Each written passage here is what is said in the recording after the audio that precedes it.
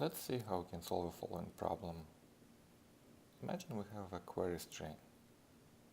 It has page size, and total parameters, all in one string. And we would like to split and get an object where each query parameter is a key and each value is a value. So we're going to use Ramda for this, and in the background this file is watched by a tool called comment value.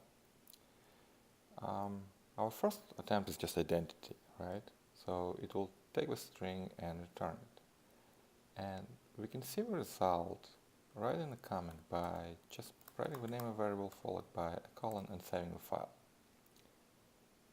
As you can see, we just get the string and we really want this object. So instead of identity, we have to use something else. I like composing functions using Ramda pipe command, so I can read them from top to bottom. So the first thing we want to do is probably remove this question mark. So I'm going to just use a tail function. The tail function just removes the first item in a list or string and returns the rest. And as you can see, the result changed. Now we don't have a question mark anymore. Our next thing is probably to split by ampersand character. So let's just do our split and ampersand. And notice that now we have an array with separate parts.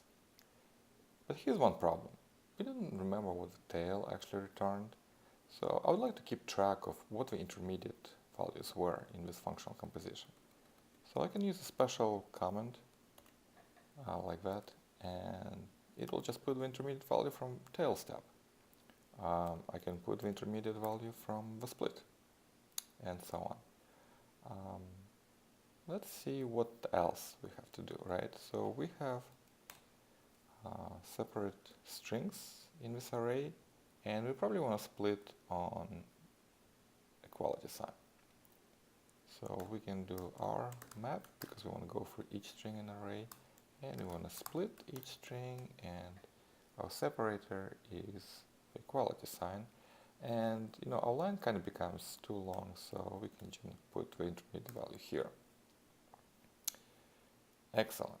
So now we have an array of arrays of tuples, and we want to take each tuple and we want to make the first item a key and the second item value. So Ramda provides a function called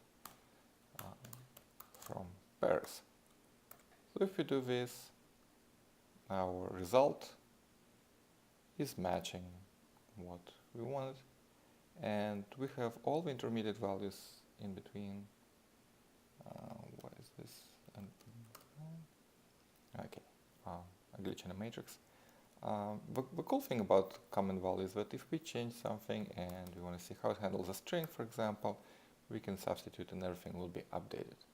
I think comment value is very useful to actually derive these functional compositions.